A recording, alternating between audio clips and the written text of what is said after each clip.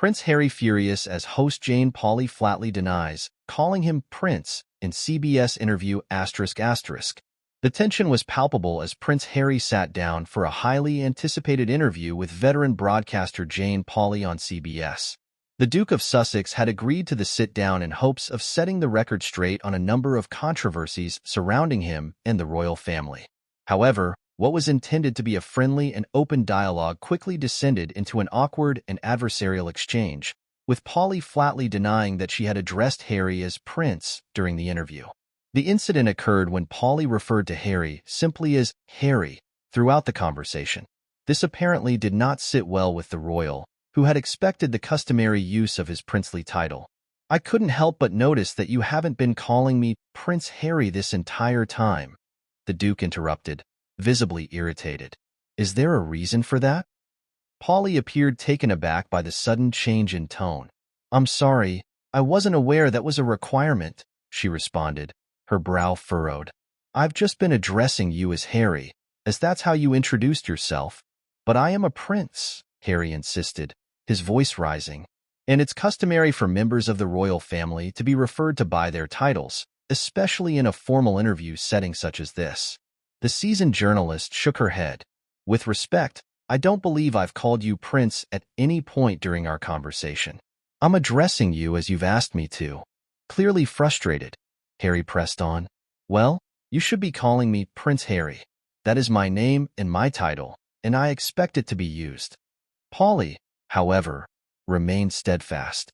"I'm afraid I can't do that," she said firmly.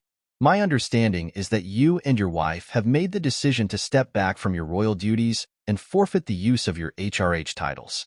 So as far as I'm concerned, you're simply Harry."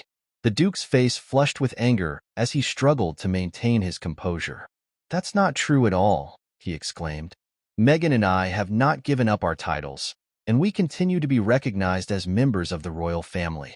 You are being disrespectful by refusing to address me properly."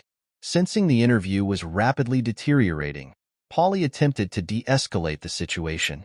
"Harry, I mean no disrespect. I'm simply following the guidelines and protocols that have been established.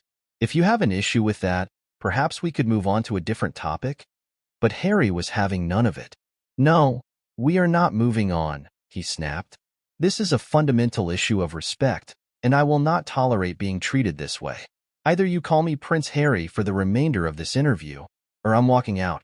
The studio fell silent as the two engaged in a tense standoff. Pauley considered her options, knowing that losing Harry as an interview subject would be a major blow.